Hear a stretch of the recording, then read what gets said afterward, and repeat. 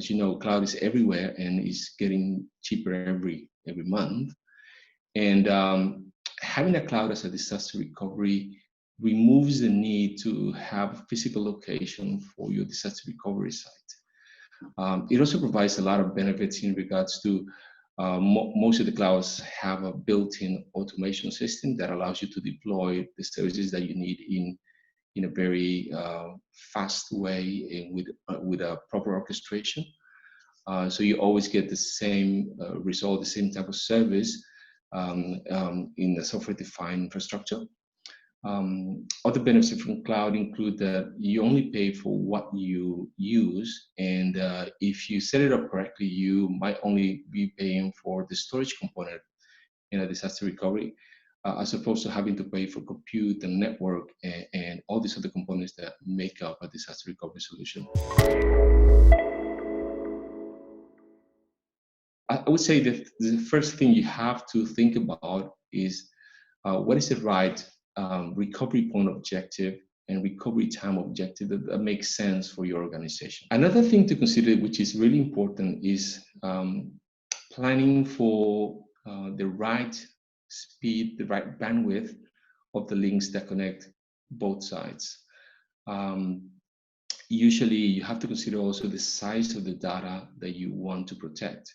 So the more data that you need to protect, the more data that you have to move from one location to the other, the bigger the pipeline that needs to connect these two locations to be able to reach a specific RPO or ITO.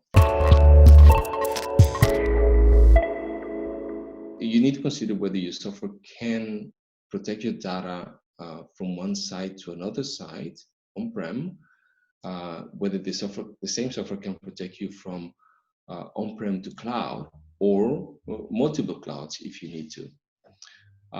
Having a software that can do all those things for you basically improves simplicity and improves your ability to be successful in a DR or in a backup and restore scenario. So if your company is ready to enable the first level of protection around replicating your backups, Commvault has a really good and strong feature called Live Sync that enables you to do that. And it does that because it provides you with three specific features. Obviously, the backup and protection element that is already built into Commvault.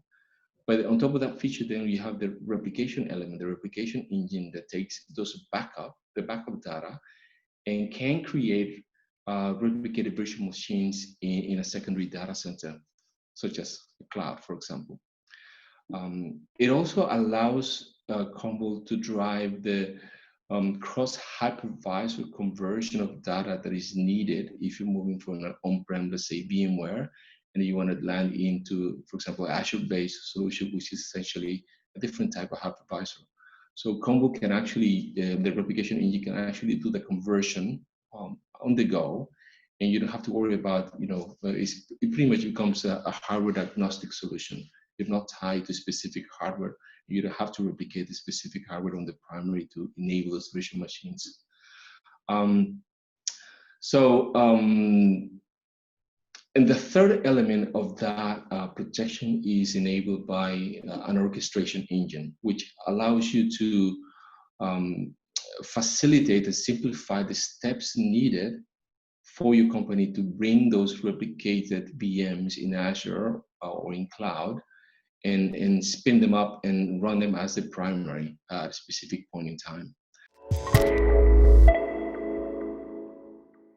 In my experience, if you ever done the disaster recovery, your actual results will only be guaranteed if you test your disaster environment in a frequent fashion. So I would say if you haven't tested your DR plans in the last 6 months, you cannot be absolutely certain that they will actually work.